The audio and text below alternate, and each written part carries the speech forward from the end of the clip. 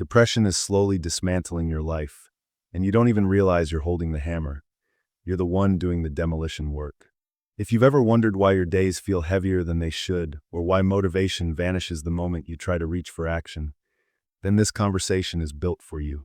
You're not broken. You're caught in a pattern so deeply woven into how we live that most people mistake the cage for the house itself. By the end of this journey, you'll understand exactly why depression doesn't just happen to you. And more importantly, you'll gain the clarity and practical tools to dismantle the very structures that keep you trapped in this downward spiral. Here's the paradox that nobody talks about. The harder you fight depression, the stronger it grows. This contradiction haunts everyone who has ever tried to simply think positive or push through. You felt this yourself. The moment you became aware of your sadness, it seemed to multiply. The struggle against the darkness only illuminated how deep the darkness runs. We're taught that depression is an enemy to be conquered. Yet every act of warfare against your own mind only tightens the trap. What if everything you believe about depression is backwards? What if the solution isn't to fight harder, but to understand what you're actually fighting? What if your depression isn't a malfunction in your psychology, but a message your psyche is desperately trying to deliver? What if the despair you feel has architecture, a structure with reasons, with roots, with warnings embedded inside? These questions aren't philosophical games. They're the difference between spending decades chasing your own tail and finally stepping off the wheel. Think about this. Millions of people experience depression, yet each person feels uniquely alone. You scroll through success stories and motivational content, and it all feels like it's written for someone else. Your pain feels unique and specific. That's the trap. Depression feeds on isolation by convincing you that no one else feels what you feel. But your suffering isn't yours alone. Millions experience the same patterns. Depression is a psychological and cultural pattern that repeats across countless lives. But here's what most people get wrong when they try to address depression. They treat the symptoms while ignoring the system. They try to fix the sadness while the underlying machinery keeps running. They practice gratitude journaling while the foundations of their life remain fundamentally unstable. It's like rearranging deck chairs on a sinking ship and calling it salvation. Ask yourself, what parts of myself have I abandoned? Because depression arrives when something in your world is broken, when you've abandoned essential parts of yourself, when the gap between who you are and who you're pretending to be has grown too wide. Your psyche stages a rebellion. Depression is telling you that something needs to change in how you're living, not in your medication cabinet. What we're about to explore together is dangerous knowledge. Not dangerous because it's wrong, but dangerous because understanding the true origins of depression means you can no longer claim ignorance. Once you see the mechanisms, you become responsible for your response to them. But that responsibility is also your gateway to freedom. The question now is simple. Are you ready to see what you've been missing? Before you can escape a prison, you need to understand how the walls were built. Depression doesn't emerge from nowhere.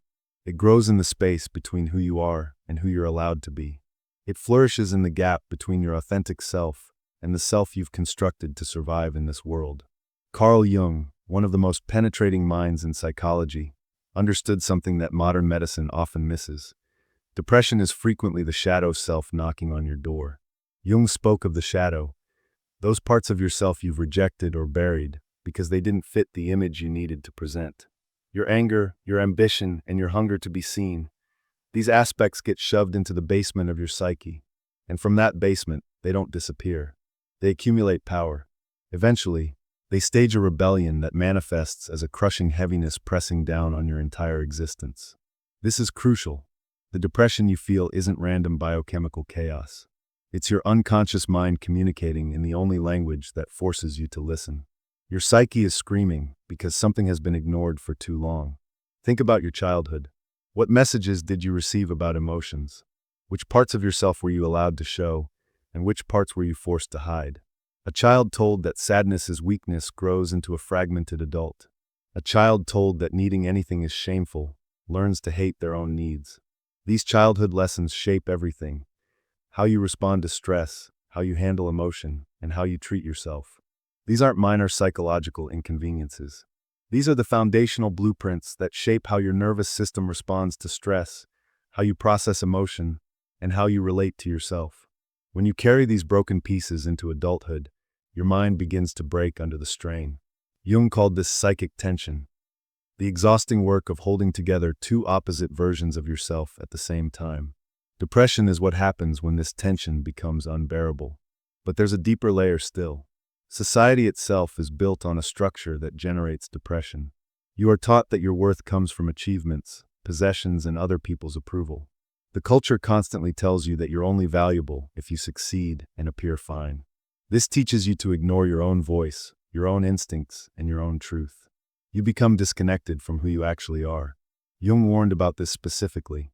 He observed that the modern person had become so focused on adapting to society's demands that they'd lost touch with their individual nature, their authentic desires, their genuine instincts. The result is an empty and anxious life. You become a body moving through life with no real person inside. That emptiness, that homesickness for your own soul. This is often what we call depression. Here's what the psychology reveals. Depression emerges at the intersection of three forces. First, the parts of yourself you've rejected and buried. Second, the rigid structures you've built to survive that require you to betray yourself daily. Third, a world that rewards this self-betrayal and punishes your attempts to resist. Depression isn't a personal failure. It's a symptom that something in this system isn't working. It's your psyche's way of forcing a reckoning. And the reckoning, while painful, is exactly what you need. By understanding these roots, you're already beginning to see beyond the fog. You're starting to recognize that your depression carries information. It's not your enemy. It's your guide pointing you toward a truth you've been avoiding. Depression doesn't announce itself like a break in your leg. It doesn't come with a clear diagnosis you can point to and say, yes, there's the problem. Depression works in whispers. It operates in the spaces you don't inspect. It shapes your life through 1,000 small decisions you don't remember making, slowly building a life that traps you without you realizing what's happening. The first consequence is existential drowning. Your days become characterized by a heavy blankness that feels almost safer than feeling anything at all. The world continues moving around you in vivid detail, while you exist behind a pane of frosted glass, present but separate, watching your own life from the outside. This isn't sadness anymore. This is dissociation. This is your psyche's emergency response to unbearable internal conflict. Your consciousness begins to float away from your body, from your circumstances, from your responsibilities. And while this feels like relief initially, it's actually your mind abandoning you in slow motion. But the damage doesn't stop with your inner world. Depression radiates outward like poison seeping through walls. Your relationships become contaminated. When you're depressed, you interpret kindness as fake. You see concern as judgment. You push away the people who love you, partly because depression whispers that you don't deserve love, but also because depression is a profound loneliness that makes connection feel impossible. You become someone who cancels plans and who withdraws from other people. Your depression isn't just your burden anymore. It becomes a weight that others around you carry. Your partner feels the rejection. Your friends feel the distance. Your family feels the helplessness. And you, still trapped in your own mind, cannot explain why you're simultaneously desperate for connection and terrified of anyone getting close enough to see how broken you feel. The psychological consequence runs deeper still. Research in neuroscience shows that depression literally changes how your brain processes information. Your attention becomes a spotlight that only illuminates threats and failures. Wins become invisible. Your brain develops what psychologists call depressive cognition, a thinking pattern where you see disasters everywhere, expect the worst, and turn normal events into proof that you're worthless. Your brain has been reprogrammed to find reasons for despair in everything. Over time, this cognitive narrowing creates behavioral consequences that deepen your depression further. You stop exercising because your body feels heavy. You stop eating well because food tastes like ash. You stop creating because your output feels pointless. And this creates a downward spiral. Each time you avoid something, your depression deepens. Your brain interprets not doing things as proof that you can't do them. Each time you push people away or avoid doing anything, your nervous system weakens. You become trapped in a downward spiral where the only way out appears to be surrender. And society reinforces this trap at every turn.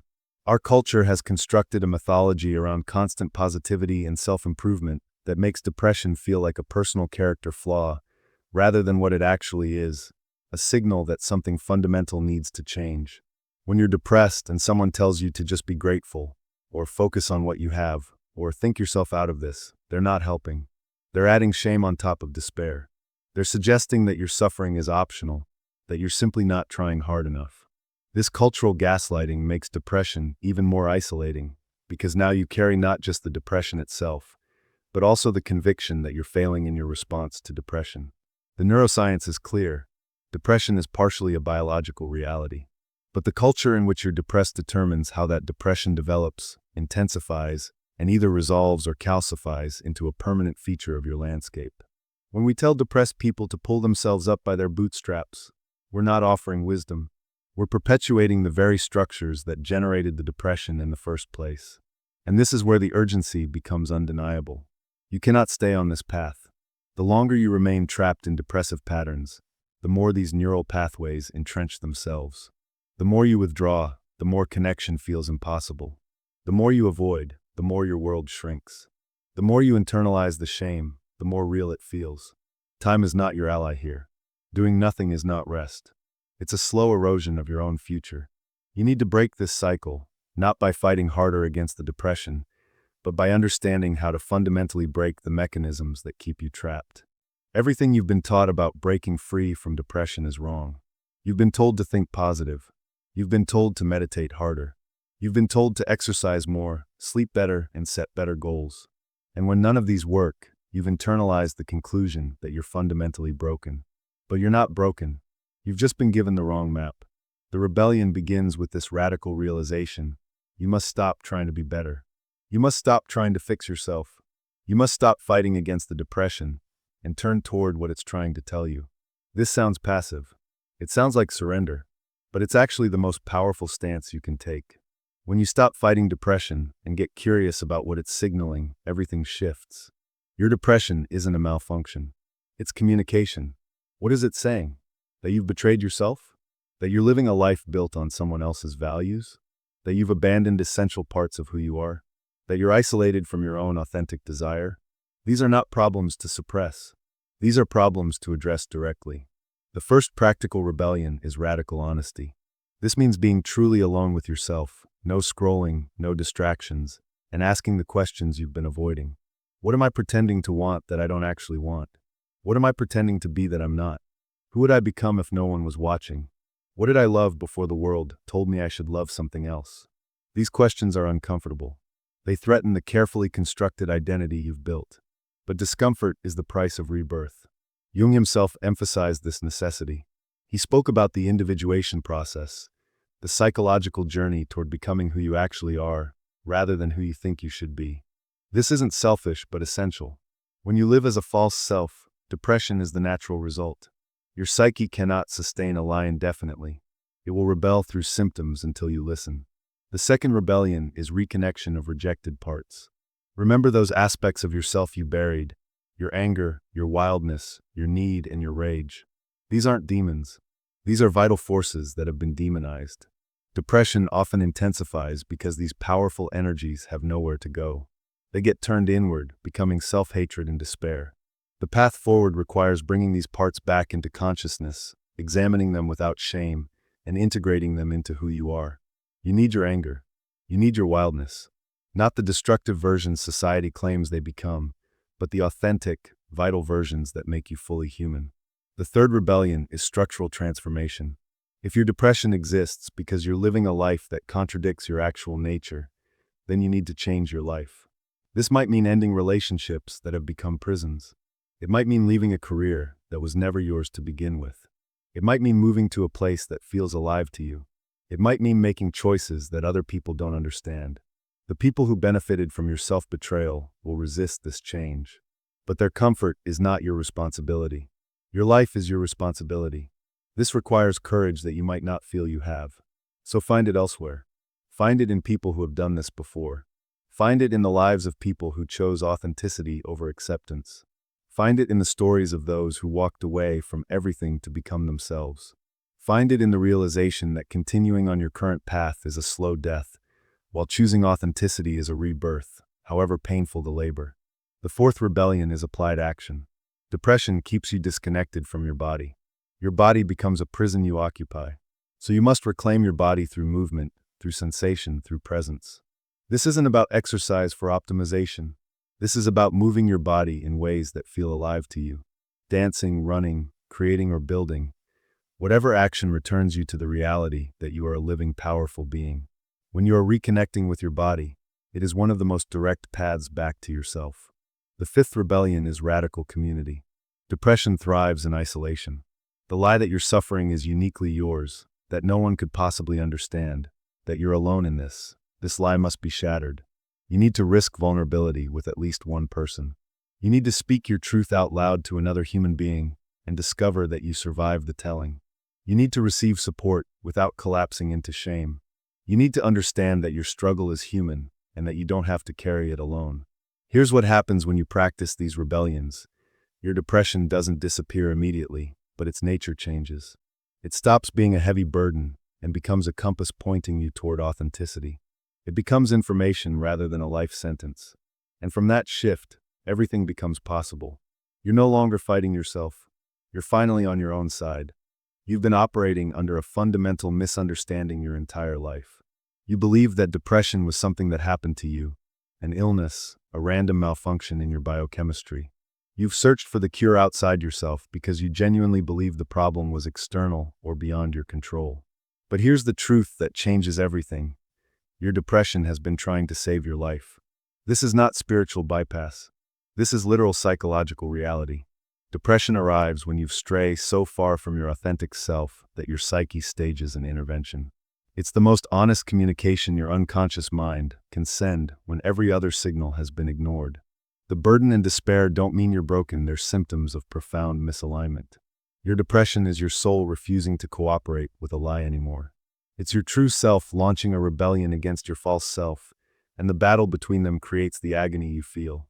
When you understand this, everything changes. You stop seeing depression as the enemy and start seeing it as the messenger.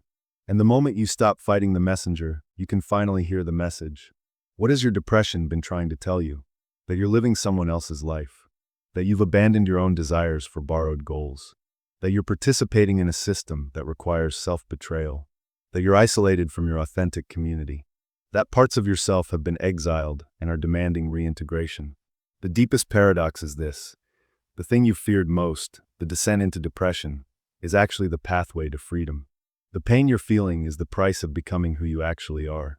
It's hard and confusing, but when you push through the pain, you finally get to live. When you stop fighting depression and start listening to what it's telling you, things change. You begin to make different choices. You end relationships that don't serve your growth. You leave jobs that were never aligned with your values. You move toward the people and places that make you feel alive. You reclaim the parts of yourself that have been rejected. You start expressing your authentic desires instead of performing acceptable ones. You stop shrinking to fit into other people's comfort zones. And as these changes accumulate, something miraculous occurs. The depression that had been crushing you begins to lift. Not because you took pills to feel better, but because you actually fixed what was broken. You've aligned your external life with your internal truth. You've stopped betraying yourself. You've stopped living in contradiction. The inner tension that caused the depression fades once you're finally honest. But here's the most important realization. The depression never needed to be your enemy. It could have been your teacher from the beginning if you'd known how to listen. All those years of suffering and all that darkness were carrying wisdom, direction, and truth. It means that in this moment, your depression is still trying to protect you, still acting as an ally, even if it feels like an enemy. Whatever you're feeling, whatever darkness surrounds you, whatever weight presses down on you, this is information. This is your psyche insisting that something needs to change, not in your medication, not in your mindset, but in the actual structure of your life. Here's the real truth. Depression signals disconnection between your authentic self and how you're living. Listen to what it's telling you. When you align with your true values, express your genuine self, and build authentic connections, depression loses its grip.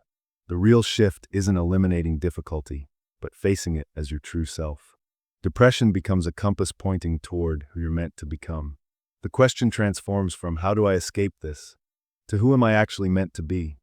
In reclaiming authenticity and closing the gap between who you are and who you're pretending to be, you come home to yourself.